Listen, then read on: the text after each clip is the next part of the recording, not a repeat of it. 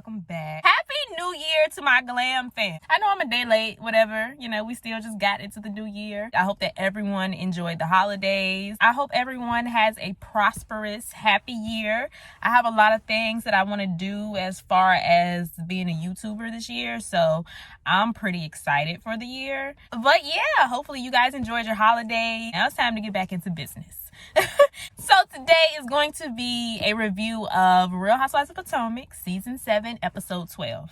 So we got a break last week because it was Christmas. I enjoyed the break. I know as a viewer, I used to hate the breaks because, I just want to see the show. I just want to see what's going to happen. But as a reviewer now, like somebody who actually does content on this, it was nice to have a little break from taking notes and doing all of that stuff. So I actually enjoyed the break, but I am excited to see it back. So let's get into it. So we start off with Karen at her venue for her live show.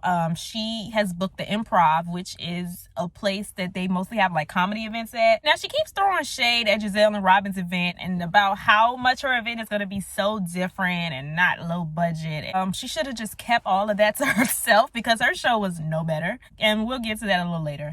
But yeah, even Ray was confused about what this was supposed to be. Like nobody knew what was going on. Candiace was confused.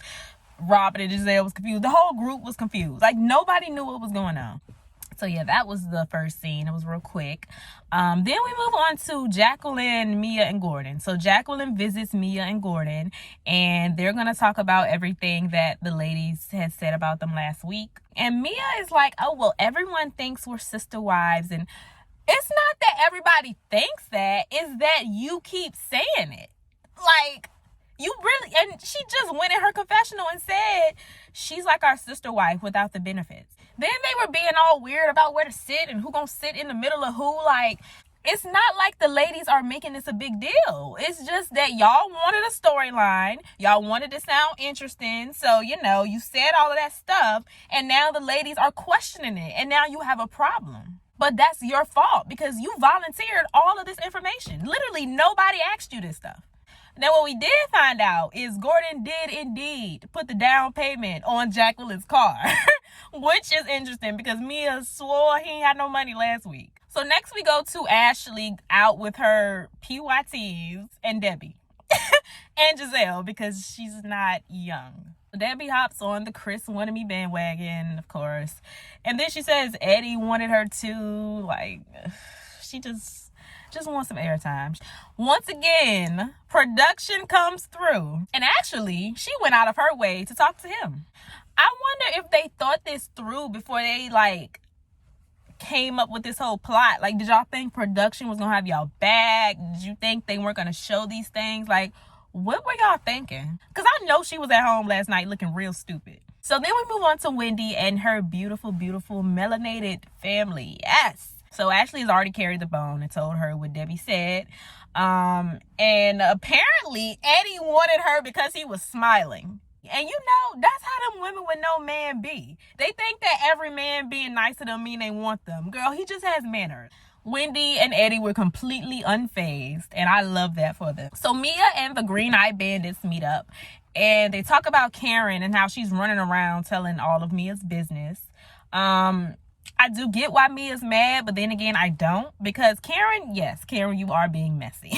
But maybe Karen is still mad about the whole Miami thing. So maybe that's why she run around telling Mia's business. But then again, I don't get it because it doesn't seem like Mia minds. Like, she actually wants us to know this information. So I don't know why she acting fake annoyed. Like, girl, this is your storyline. And, in retaliation, she claims that she knows the real reason that Karen doesn't like Charisse.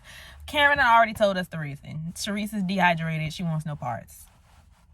So then we get to Karen's live show, and all of the ladies were invited except Charisse.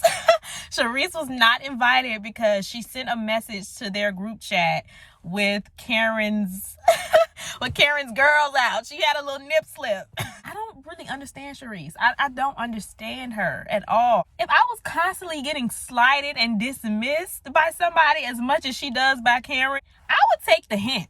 I get you trying to get back on the show, but try another way because Karen's not going to give you anything. Well, they do get into it next week. So everyone finally gets there. Robin is the last one. Robin is always late. Like, surprise, surprise. But when sis came, she clocked in and got right to work. So she is the one who told Candiace who Debbie is. Candiace has met Debbie before, but she didn't know that that was the friend that Ashley was referring to. So Robin made sure that she let Candiace know that. Well, actually, Wendy was the last one to walk in, not Robin. I was so glad to see Wendy because I didn't think she was coming because I didn't see her on any of the previews 2 weeks ago. So the show finally starts. It starts with a comedian, and then Karen walks out like dancing, trying to mimic what Giselle and Robin did. I don't care what nobody says. She was trying to copy Giselle in that moment. Then they had other acts after that. So, like, was it a variety show? Like, I don't know. I don't really understand the event. And Karen wasn't really doing anything. Like, she was just hosting and introducing. So, I don't know. So after all of her performing acts, she walks out with an outfit change. And then they start live questions from the audience. Now, I know me explaining this event probably sounds all over the place, but that's how the event was. It was all over the place. So yeah, she's at the part where she's taking questions from the audience, and Mia takes the mic and asks a shady question about... I know y'all see that stuff flying around. Okay, anyway,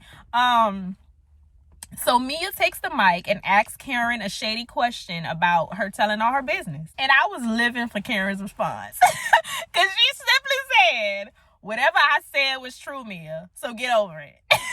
Period. So the event is over. Candiace and Debbie finally interact with one another. So Debbie tells her what Chris allegedly said. Nobody at the table looks like they would even believe that Chris would cheat on Candiace with the looks of Debbie. Not even Mia's lying ass, who said that Candiace and Wendy are 8.5 and Debbie is a 4. So if Mia not believing the BS, then you know it's some BS. That is the best thing she's ever said since I've seen her on the show, honestly. So Debbie wants more camera time. So she asks to talk to Candiace to the side, and Candiace dismisses her, as she should, and we end there. So next week was interesting. I like the way they showed that preview. That was cute. So next week is a trip to Mexico, and we start to see Mia and Jacqueline falling out. And Mia decides to quote my girl Nene. Close your legs to married men. Is she talking about her married man? I guess we'll see. And then we finally see Karen and Charisse go at it. So next week should actually be really good. This episode was okay. It wasn't really worth the 2-week break. But I mean, it was Christmas. I get it. But they could have played that. Next week's episode is the one that we should have waited 2 weeks for. But yeah, those are my thoughts on the episode. What were your thoughts? Leave them down below. Make sure you like and subscribe. And I will see you guys in my next video. Bye.